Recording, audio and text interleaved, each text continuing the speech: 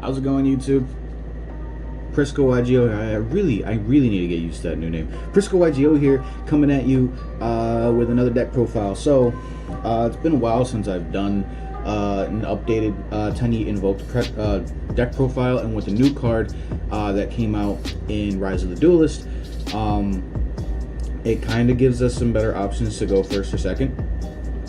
So I'm gonna go ahead and show you the deck profile here. I've got it all ready and sorted, and not gonna waste too much of your time. Let's get right into it.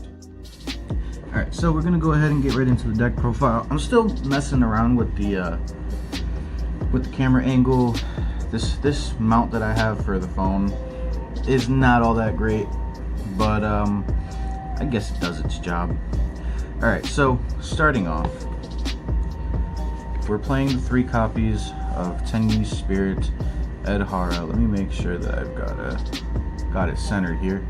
So 3 copies of Tenyi Spirit Edhara. If you've watched any of my past videos, then you know what this does. If not, I'll do a brief explanation. So all the Tenyi monsters can special summon themselves when you control no effect monsters. That also counts if you control no monsters in general. And each of them have different effects when they banish themselves. So this one can banish itself for cost to target a banished worm monster, accept this card and add it to the hand. So it's pretty good for recurring your resources. Next, we have the one that everybody knows. This is Tenyi Spirit Vishuddha. This was teched into a lot of decks over the past, I think, last year and early this year. It has an effect that when you banish it, you can target one card your opponent controls and return it to the hand. The only bad part is that it targets, but this is so strong in general that it can bait out a couple of negates when going second, which is what this deck tends to do. Next, we are playing 3 copies of Ashuna. This is the one that came out of Chaos Impact. This one's pretty good. It can banish itself to special summon a Tenyi monster from the deck, which is pretty cool. The only downside is that it locks you into worms, but that's fine because we do all of our other stuff beforehand, and I'll show you what I mean in a second. We're also playing 1 Nahada, 1 Mapura, 1 Shithana, and 1 Mapura. So this one is kind of like a pseudo honest, where it can banish itself when your non-effect monster is battling an opponent's monster. Your opponent's monster loses 1500 attack. It doesn't target, so it's pretty cool. If your non-effect monster gets destroyed by battle or card effect, you can banish this and summon it back and then destroy one monster. I think it's one monster your opponent controls. So that's pretty cool. And this one comes up every once in a while, but not always. It says that when your opponent activates a card or effect that targets a face-up non-effect monster you control, you can banish this card from your hand or graveyard and negate the activation if you do destroy the card. So yeah, it's pretty good. We're also playing 1 copy of Mare just because it's a really fucking powerful in this deck. And it's really strong. You can send it off of Vessel and then summon it back with Shaman. If you also happen to draw into us, you can discard it for cost, and as long as you have another worm in grave, you can still summon it right back. We're also playing the 1 copy of Dynarester Pankratops because this deck does like to go second sometimes, and even though it can go first and put up some negates, most of the time you're gonna go second, and you want to go second. So having this in the main deck is still very strong because it can also bait out some of those negates that can be really pesky for you to get around. Please excuse the really loud car outside.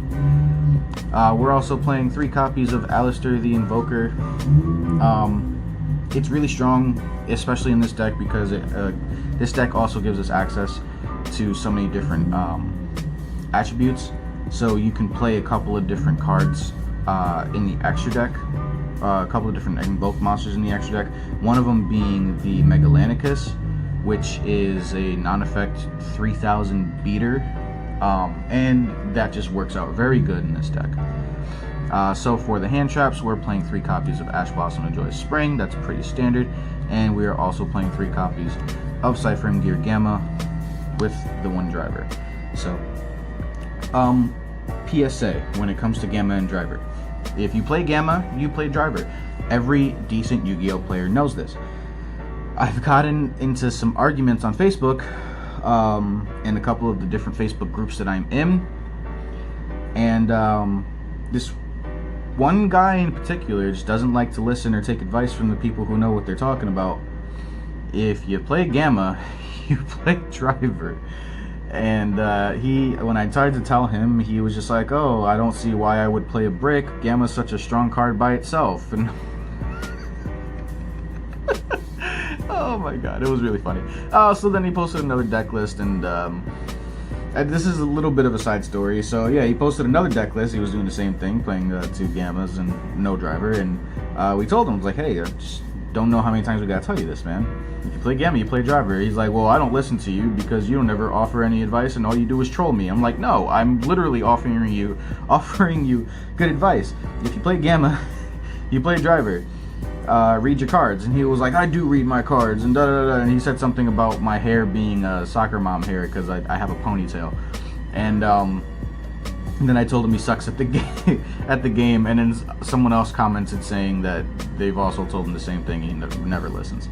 So it is what it is. Hey, if you're one of those people watching my videos that plays Gamma but doesn't play Driver, you fucking suck. Okay? Now, aside from me being disrespectful to people that don't know what the fuck they're doing, I'm going to continue with the deck profile, so sorry about that. We're playing 3 copies. Flawless perfection of the Tenyi. This is just a really, really powerful spell card in combination with one of the extra deck monsters. If you've seen any of my past videos for this, then you know what card I'm talking about, and you'll see it in just a moment. Next, we are playing Vessel for the Dragon Cycle. This is probably one of the strongest cards in the game for a specific archetype. Now, granted, the archetype that it's for isn't that good, but I don't think, at least to my knowledge, I've been playing Yu-Gi-Oh! For a long time, but I did take a break from the game for quite a while. I don't think there's another card in the game for a specific archetype that does this same effect, where it sends to grave, and then if you control non-effect monster, you can also add to hand. It's a Foolish and a Rhoda all in one. Now, this is really strong, really, really susceptible to Ash Blossom, but still, I don't think that, well, it's obviously a strong card, but I don't think there's any other cards in the game that do anything like this. And now for the new edition, Heavenly Dragon Circle. This is really good. It's a powerful card that can kind of extend your plays and help you play through some hand traps. But if you don't get, let's say you don't get hand trapped, and you can pitch this into the grave for Shaman, well, you can then just banish this that same turn and search out another Tenyi card that you might need. So the counter trap or even the field spell. It's really strong. The only thing it can't search is Vessel for the Dragon Cycle, which kind of sucks, but that's fine because it would just make it way too consistent. We're also playing 3 Magical Meltdown. In my last couple of profiles, or in my past profiles, I was only playing 2. Yeah, I don't know what the fuck I was thinking. Please don't ever listen to me when it comes to my old videos. And then I'm playing 2 copies of Invocation, 1 Terraforming, 1 Foolish Burial, and the 1 Fist of the Dragon, or Fist of the Unrivaled Tenyi. So yeah, that's it for the main deck. No side deck today, but just letting you know, if I did have a side deck, the other 2 copies of this would be in there. Alright, so now that that's done, let's go ahead and get into the extra deck. This is where all your boss monsters are. So we're playing 3 copies of Monk. This is standard, very mandatory to play 3 because you're gonna be cycling through these quite a lot, especially in this build with the invoked stuff, because he's the main earth you're going to be banishing in order to get your Megalanica out, because you really don't want to banish your Adhara to summon Megalanica, because your Adhara will cycle this back into the extra deck for you. Next, we are playing 2 copies of Shaman of the Tenyi, and then the 1 Berserker. In the past, I've said maybe 2, maybe 3. This obviously is pretty good at 2. I wouldn't play any less. This kind of optional to play at 1 or 2. I decided to play it at 1 just for space. It's a really strong card, and with all the other support cards that we have in the deck for non-effect monsters, it just makes it even better. One of those cards being Tenyi Sphere, Sahasrara. This is just broken. Now, keep in mind, before I was playing Avermax in here to kind of create a lock where you couldn't attack any monsters at all, or where your opponent couldn't attack any of your monsters at all, but I realized that that's not always going to happen. It's not always consistent, especially because Ashuna locks you into worms, so it's not always that easy to do, especially if you don't open up correctly. So for consistency's sake, I took that out. What I did do was throw in the Stellan Great Almirage, Secure Gardena, and Link Karibo. This is for your token plays, and these are for your Alistair plays. This is also for the token plays. I was playing Proxy Dragon before, but yeah, this is just better because it's a non-effect monster. We're also playing one Crusader Equimax. This is that card that I would pair up with the Tenyi Field Spell. So the Tenyi Field Spell says that all non-effect monsters are unaffected by all other monster effects. So this says that it gains the attack of all monsters it points to, plus monsters that it points to cannot attack. Now, if you have non-effect monsters that this is pointing to with the field spell, keep in mind, he'll gain their attack, but they can still attack, which is really, really strong, especially if you're going for that LTK kill type of move. Next, we are playing one Draco Berserker of the Tenyi. This is like a Boral Sword almost, and it's really strong. We're also playing one Megalanica. This is the monster I was telling you about, and the one Makaba just for some utility. Sometimes we go first and we want to put up some negates, and this can help us, especially because we can't really play through Nibiru, so having this on the field can really help. But that is it for the deck profile. I am going to do a quick combo tutorial, so give me a second to get the deck set up, and we'll go from there. So the unfortunate thing about this build, there's not too many 2-card combos. There are some if you happen to open up correctly, but almost all of them don't really have the invoked stuff going on with it. With this one, it is a 3-card combo, technically 2.5. All this really requires is for you to have a Tenyi monster in hand. It doesn't matter which one. All you really want to do, summon your Tenyi by using its effect, and then link it off so that you can go into Monk. Right? After you go into Monk, go ahead and activate Vessel for the Dragon Cycle. And here, we can do 2 things because we control a non-effect monster. We can send Mermere, and we can add Ashuna. Now, also keep in mind, we should have 2 other cards in hand, so I am going to just shuffle the deck up really quick and grab 2 different cards off the top. Let's say that these are nothing, right? They're just whatever. So we added Ashuna and we sent Mermere to grave. Now we can special Ashuna, link the Ashuna off into a second monk, and then link off the 2 monks for your shaman. Now, before you use shaman's effect, we'll go ahead and normal summon our Alistair. Now, one of my invocations is already in hand because I drew it, but we're going to go ahead and use Alistair's effect to search the other invocation and pretend that we don't have one.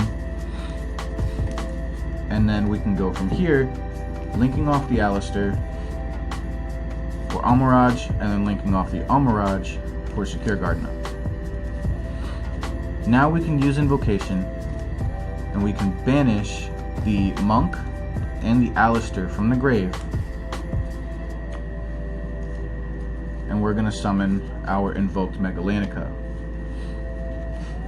Then use invocation, shuffle it back into the deck to add Alistair back, and let me kind of bring this more into frame for you guys. So this is where we're at, right? Next, we can use the shaman and discard one of our cards. So we'll just discard one of these cards that we don't really care what it is. I'm going to pretend it's not Ashuna, and we're going to summon back our Mermere. Now, using Mermere's effect, we're going to summon a token, and then we'll summon another token. All right. Keep in mind, like I said, we're very weak. This is very weak to Nibiru. But this is like if we're going first. And game 1, we're going first. We don't have, they're probably not main decking Nibiru, although some decks are right now. We don't know that. Next, we can go ahead and link off the Secure Gardna and one of the tokens and go into our Land Frankus. Alright, now we can use Mirror's effect one more time and get another token. This will make it a level 4. Now we can link off the 2 tokens because they're worms and the Shaman, and we'll go into Sahasrara. Right? Next part, we can go banish Ashuna to summon a Tenyi from deck. Doesn't matter really which one it is. In this case, we are gonna go for Shithana. It's gonna summon it from the deck. And because we are locked into worms, synchro these off, go into our Draco Berserker of the Tenyi, and this is pretty much what we've got. Plus, we've got 2 cards in the hand, one of them being Alistair. Alright, so not bad. Essentially, what we have here is we have a monster it's not a negate, but it's going to banish a problematic monster right here.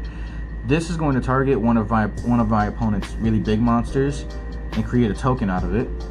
And then we've got 2, this one not so much, but 2 non-effect monsters that we're kind of forcing our opponent to attack. So if they attack into Landfoe, well, okay, cool. Landfoe gets destroyed. Now we're going to trigger Shithana, banish it, summon it back, and destroy one of their monsters. Pretty good. But going first, we're not really setting up any negates. Going second, we can use our cards inherently to break some boards, but this is nowhere near a competitive deck. Let me just put that out there. This is a deck that I would take to casuals for fun, to fuck around with my friends. If I was playing this against any of the meta, I would probably lose all the time. And you know, I lose enough as it is because I don't play a lot of the meta decks. Actually, I don't think I play meta in general. Besides the point where I was playing Lunalight, I don't think I've ever played an actual meta deck. Because even when I was playing Lunalight, I was playing Lunalight before it was in the meta. So, yeah, it was fun. But either way, I'm not going to go into too many combos here because I don't want to drag this on for too long. I'm going to go ahead and end it here. I hope you guys enjoyed. And make sure you like, comment, and subscribe. All that good stuff.